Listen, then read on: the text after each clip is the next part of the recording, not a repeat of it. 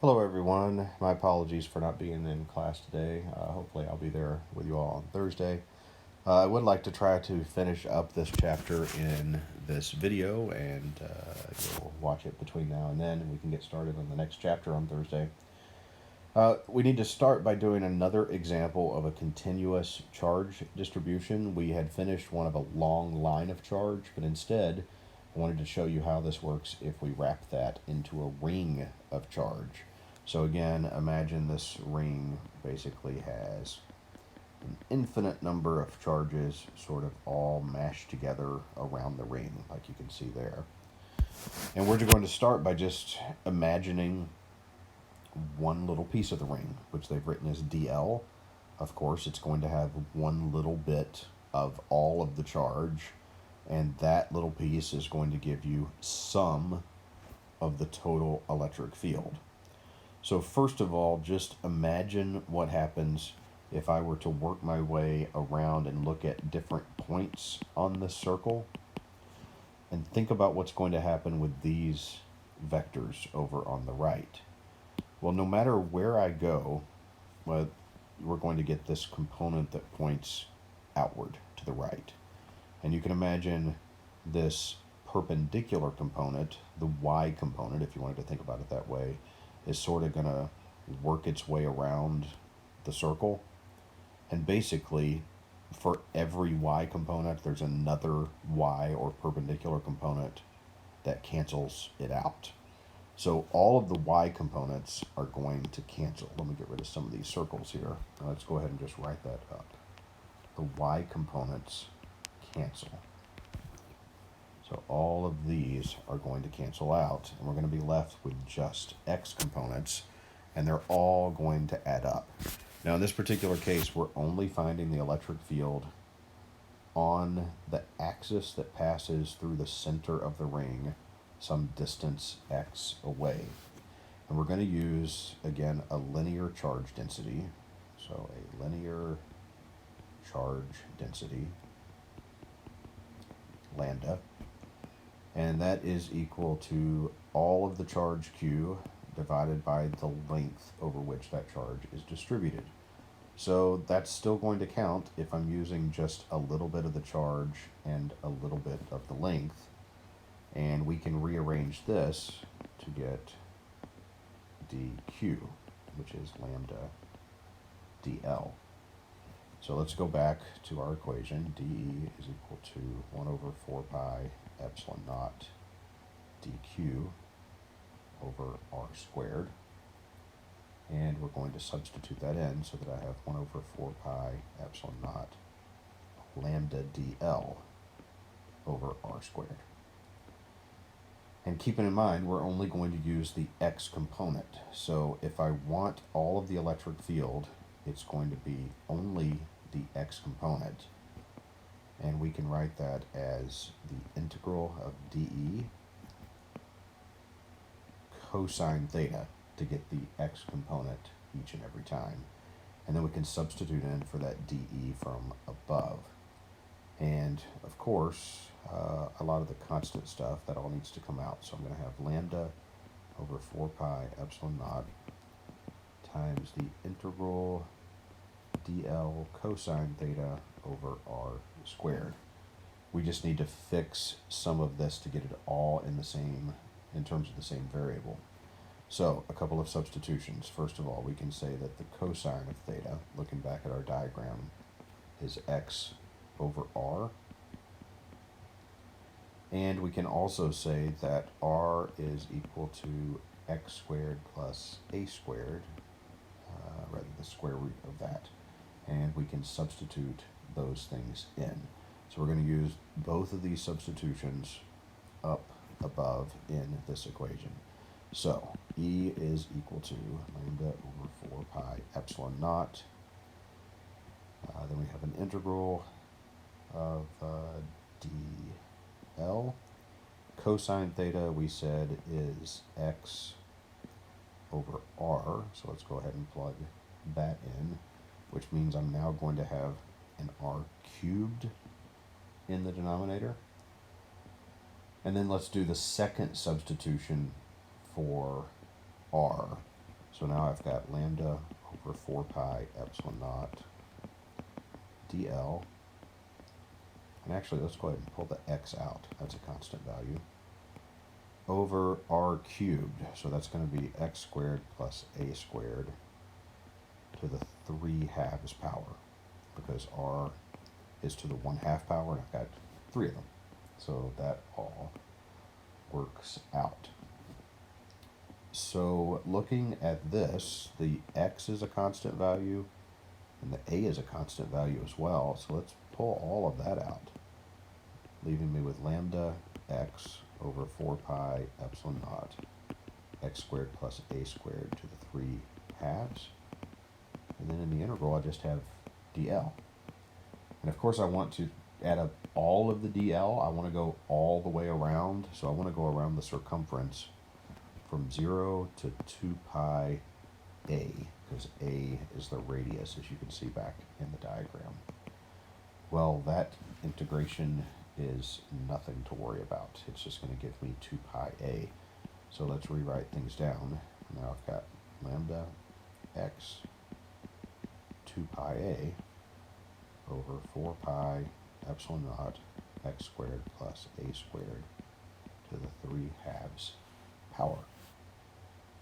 So let's see here. What else can we do to simplify this? Just a little bit. If we go look at this equation, and particularly notice the lambda and the 2 pi a. The lambda and the 2 pi a. We can go back and think about my equation up above. The length is the circumference of the circle. So lambda times 2 pi a is q. This is going to be q x over 4 pi epsilon naught x squared plus a squared to the 3/2 power. And that is the value of the electric field at this one point. Imagine trying to find it for all of the different points around this ring of charge. Yes, it would take a lot of work and a lot of computation to find all of those values. Just to prove that this makes a little bit of sense, let's check a couple of cases. At x equals 0, so this would be a point right in the middle of the ring. I'm equidistant from all of the charges. Really, the electric field should cancel out at that point. And if I look at my equation, well, notice if x is equal to 0, well, it goes to 0. So my equation works for that point. What if, on the other hand, I go much further away? Let's say we go to some distance where x is much, much greater than the radius of my ring. How does my equation reduce? Well, in this particular case, if x is much, much greater, then this a squared term isn't going to matter really anymore, and this is going to reduce to, let's see, e would be q over 4 pi epsilon naught x squared, which, if you notice, this is a whole lot like a point charge. It's the same equation as for a point charge. If you think about it, if I were to get a great distance away from this ring, it would appear to just be a little dot to me of charge q. So it makes sense that at a great distance I would get the exact same equation as for a point charge. So that's calculating the electric field from a continuous charge distribution once again, and it turns out we didn't need this second slide. We had more space than necessary. So a few different things I want to hit on as we come down the home stretch on this chapter. First of all, the concept of electric field lines. Don't forget that the electric field has a certain vector value at every single point in space around a charge. So there's a magnitude, there's a direction at every point in space. We call that a vector field. And we can use these field lines to at least draw some of the vectors to give us a feel for what the electric field looks like around a given charge. The way we do this is by following a couple of different rules. First of all, the number of lines at a charge, either going into the charge or leaving the charge, is proportional to the charge magnitude. So looking here at the bottom, we've got 1, 2, 3, 4, 5, 6, 7, 8 lines that are coming out of the plus Q charge.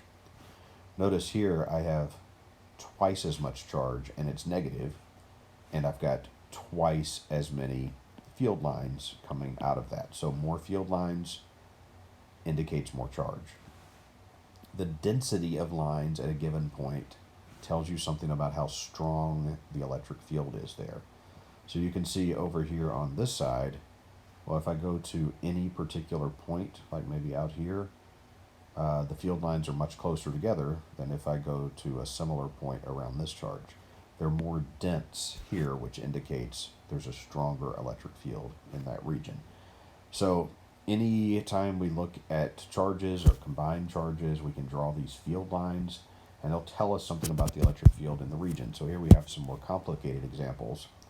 On the left, we have what's known as a dipole, which is what we're going to look at in just a little bit. It's a positive charge and a negative charge of equal value that are a set distance apart.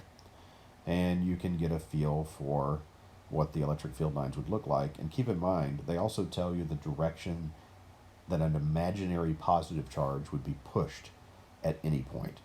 So if I put the positive charge right here, it's going to get pushed to the right.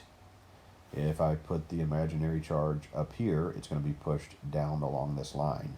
So it's kind of like the positive charge would ride these field lines. It makes sense if I put the electric charge and it's positive right in between here, it's going to be repelled by the positive, drawn to the negative. So of course it's going to go to the right. And you can look at those more complicated examples of one of the charges having twice as much.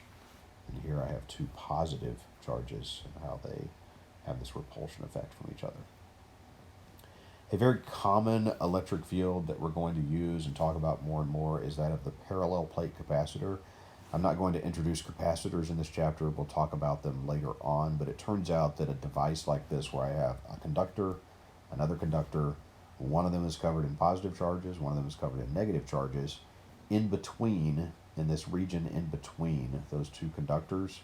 And keep in mind, these are like plates. They're two-dimensional sheets that are really, really close together like this. We're just sort of looking at a cross-section, and in between these plates is this electric field that's very uniform and points directly from the positive to the negative.